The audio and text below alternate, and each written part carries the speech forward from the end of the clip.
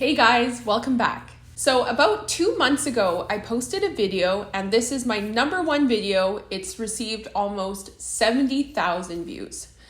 A lot of you guys really enjoyed the information I provided to you, and some of you wondered if some of the things I was saying was actually true. Now, after I published that video, I published another one and I talked about some recent changes that will impact international students who are hoping to move to Canada. What I'm going to do in this video is fact check some of the things that I said in the 2 videos.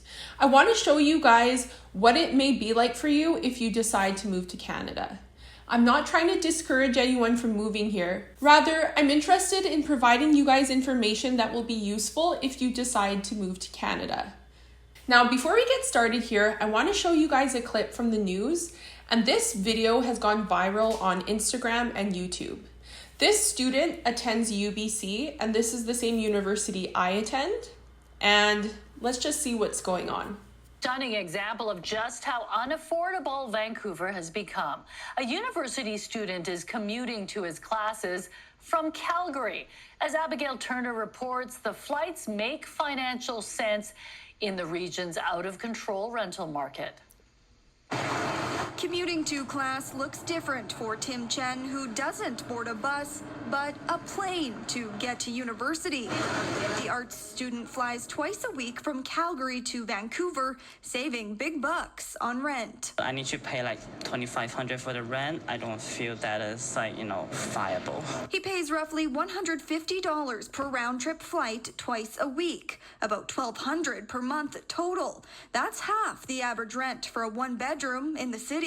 I thought, why don't I just stay at Calgary and then just fly here? 1 hour flight. That's same to taking a bus. He had been renting in Vancouver for years, but gave up his unit to take a break from school. He returned to sticker shock. When I checked the house price, I was like, oh shoot, that was a big increase. Vancouver continues to lead the way as Canada's most expensive city for renters, while finding a place to rent is even more difficult, with just a 0.9% vacancy rate. We've even seen UBC students living in vans when unable to afford rent. This was the only financially viable option, as I couldn't afford a bachelor suite of a kind by myself. Chen plans to fly to UBC for his 2 classes until the end of the academic year when he graduates. I got 3 hours of class in total. After the class, I jump back to the bus and go back to the airport. A routine that he says gives him plenty of time to focus on his studies from the air. Abigail. So wow, you guys, what do you think of that clip? This is absolutely insane. It's kind of funny that this student flies to and from Calgary to Vancouver to attend class, but it's also extremely sad.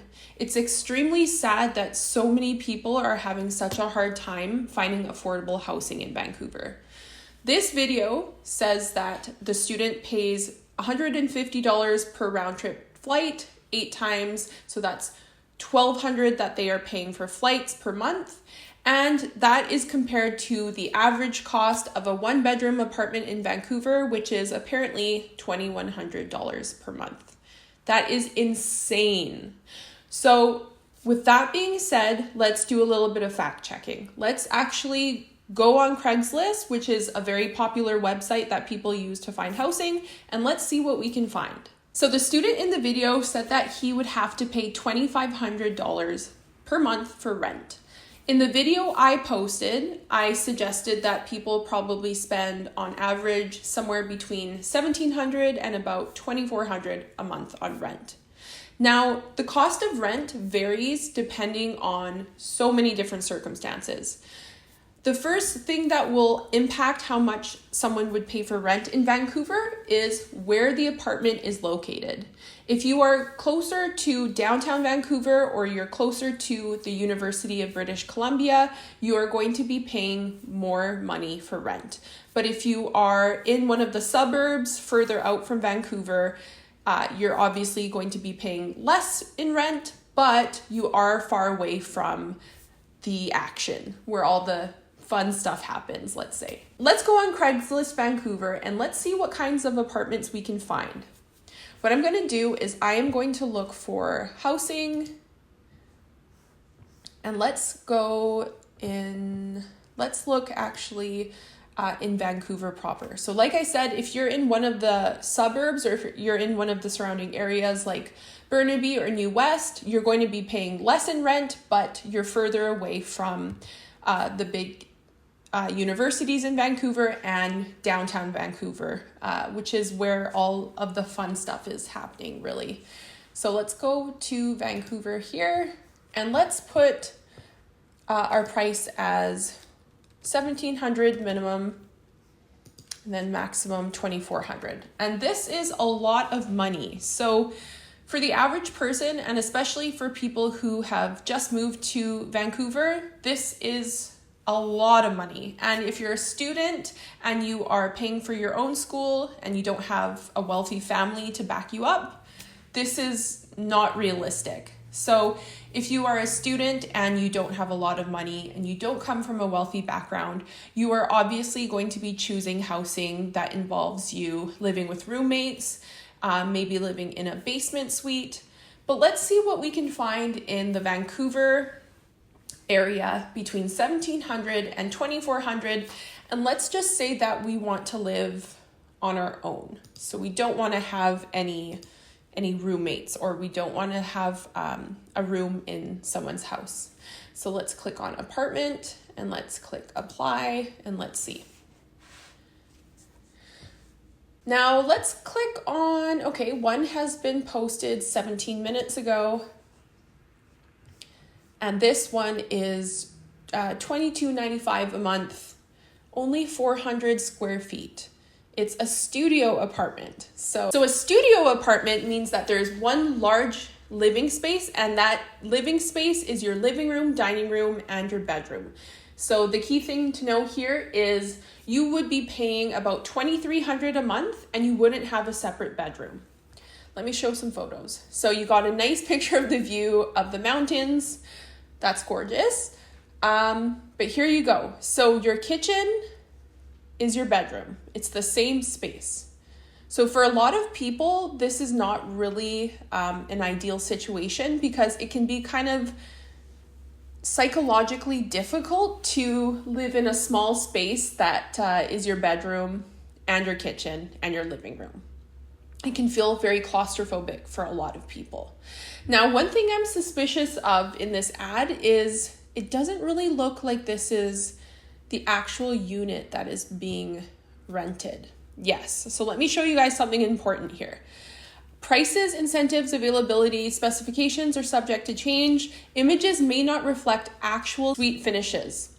So this means that these pictures are probably just of like a model suite, and this is a suite that has been professionally decorated, and it may not actually be the unit that you would be renting. So to be honest, this apartment looks pretty nice, and the way that the realtor took photos, it makes it look very big.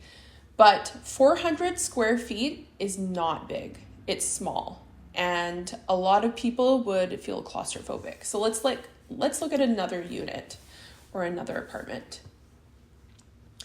This building is 380 square feet, and it's $1,900 a month. And we see some photos here, and this is what you would be getting. Okay, so this is a pretty typical apartment in Vancouver. This is an older building that looks pretty dated, and you can see some very old school kind of finishes and wiring, and not the nicest view out the window. So you're looking at another building. The kitchen looks very, very old. It hasn't been renovated. And the bathroom's very outdated, let's say. And I'm being kind here. So you would be paying $1,900 a month for this apartment. Rent includes water, supply, hot water, and gas. And yes, it's part of a historic apartment building. So if you want to be in the action, if you want to have an apartment somewhere fun, you're probably going to be renting a suite in an older heritage building. And this is what it would kind of look like for about $1,900 a month. So one thing you should be aware of is the price here does not include other fees that you would be paying. So although rent includes water supply, hot water, and gas for this listing, you have to also pay for electricity, and you have to pay for your internet and your cell phone plan. So there are many other expenses, and you should also probably have renter's insurance. So that will protect you from anything bad happening, and it's just another cost that you have to consider. The next thing I'd like to show you guys is the cost of a phone plan in Canada. I am on the Rogers website. Rogers is a very popular mobile phone provider in Canada, and I want to show you guys how much you would be paying if you were to get a phone plan. So here are the prices if you wanted to buy a phone along with a phone plan. So if you wanted an iPhone, let's say, you would be spending about, let's say, $40 a month to buy the phone. And then if you wanted the phone plan, you would be spending minimum $65 a month. So $65 plus another $40, you're looking at minimum $105 a month plus taxes. Now that is the cheapest plan you can get. And if you wanted, let's say, more data and more features, you would be spending more money. So minimum $105 a month plus tax. It could go up to, let's say, another $40. So about $150, let's say, a month for your phone. Canada is well known for having crazy expensive phone plans. And here's the proof.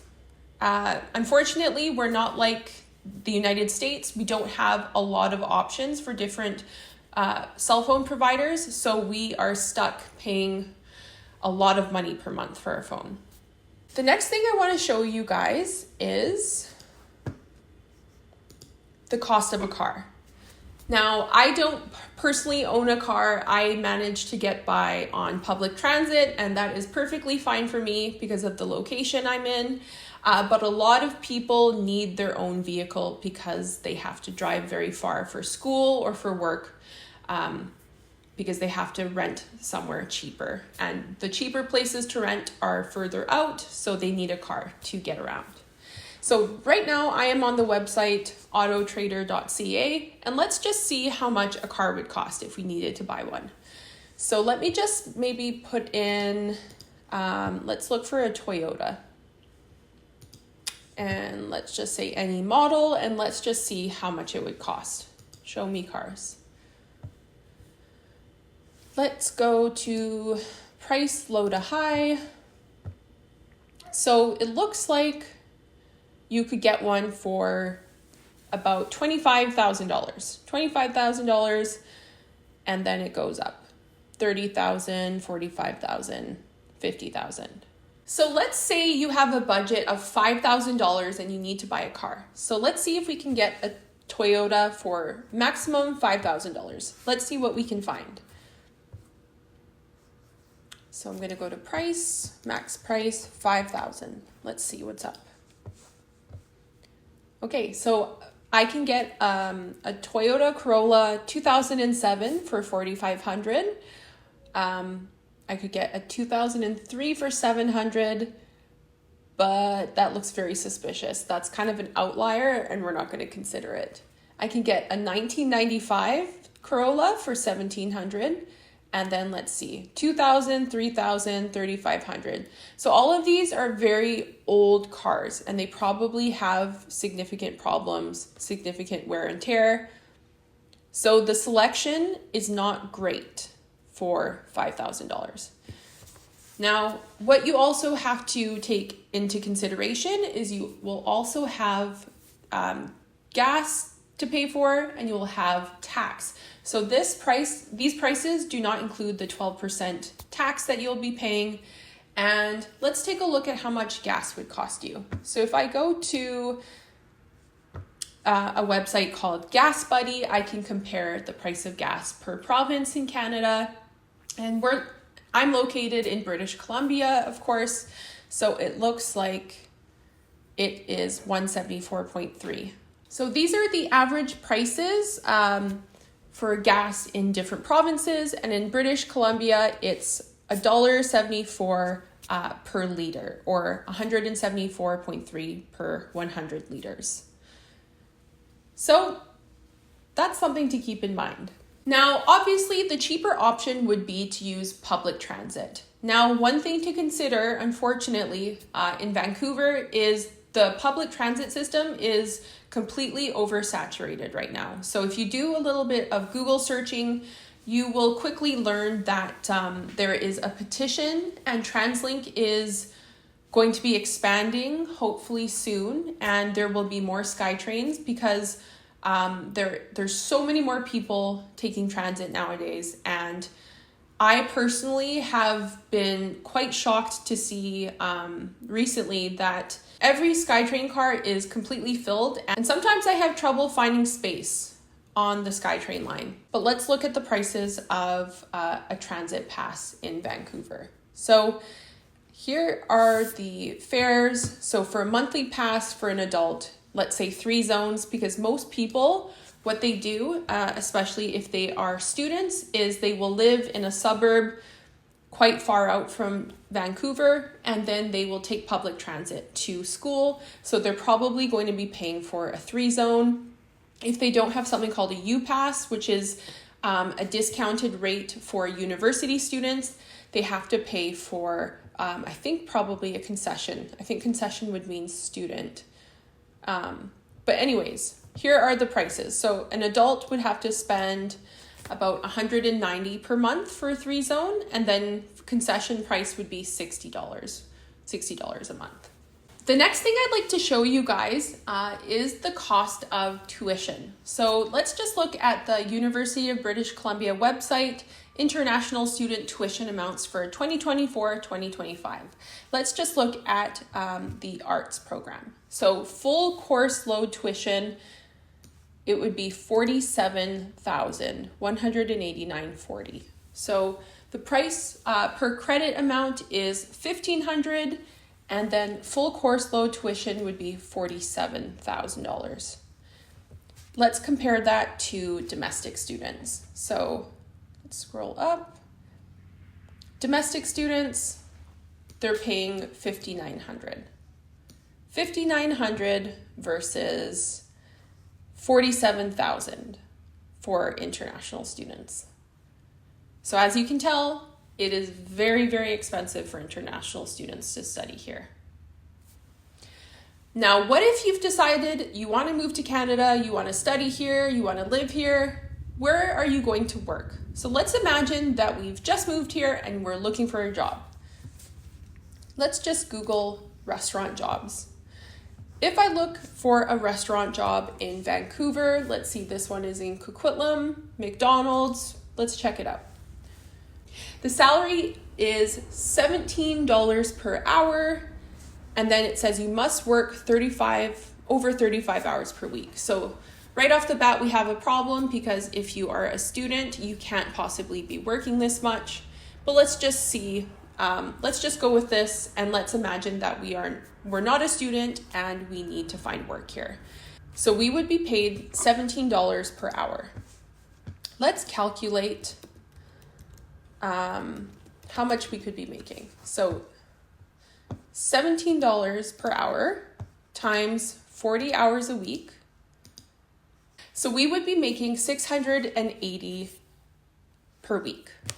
Let's go on the Canadian government, the Government of Canada website, and let's just look at payroll deductions. So I'm going to use the calculator here, and let's just see how much money I would actually be taking home after deductions. So I'm going to go to salary next, and I am going to select British Columbia, pay period frequency, weekly, and I'm going to put this year.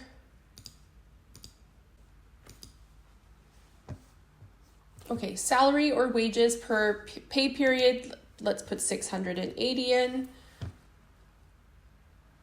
and then hit next.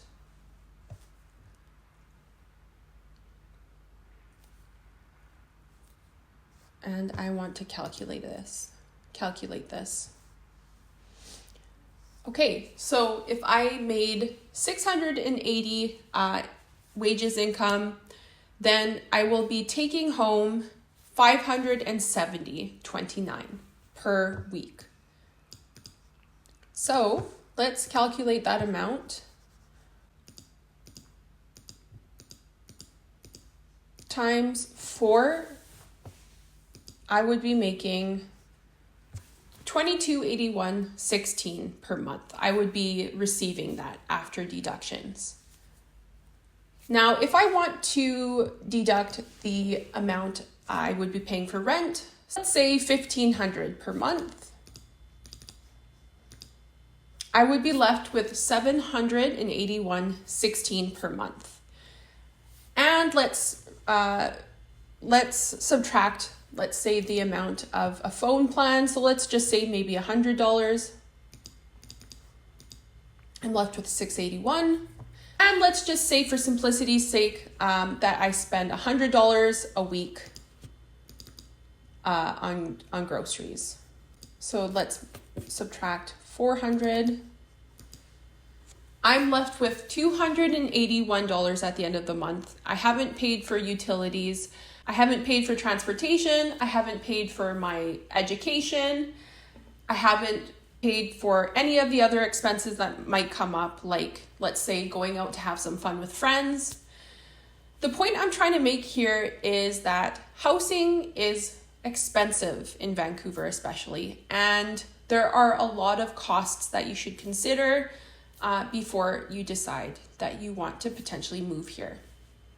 Now, in the second video I posted on Canada, I talked about how international students moving to Canada, they now need to show proof of having $20,000 in savings. Now you guys can see why the government of Canada is implementing this change. This is because the costs of living in Canada are high, and the government wants to ensure that the students that move here are prepared to afford life here and to not find themselves in dire situations where they're forced to work jobs that might be unsafe or exploit people in some ways. I hope you guys found this information useful. Again, I'm not trying to dissuade anyone from moving to Canada. Rather, I'm hoping to provide you guys with information that will allow you to make an informed choice. As the news clip that I played at the beginning of this video demonstrated, housing is extremely expensive in Vancouver, and a lot of people are struggling to find places to live. The situation is so dire here that, again, a student who attends the University of British Columbia, he's flying to and from Calgary, another province, in order to attend classes and save money. So that's just a snapshot of how challenging it is to find housing here. So I hope you guys found this information useful. I always try to provide you guys with detailed information that will allow you to make informed choices. If you haven't done so already, please don't forget to subscribe to my channel. And if you enjoyed this video, please leave a comment below. Thank you so much for your continued support. I'll see you guys next time.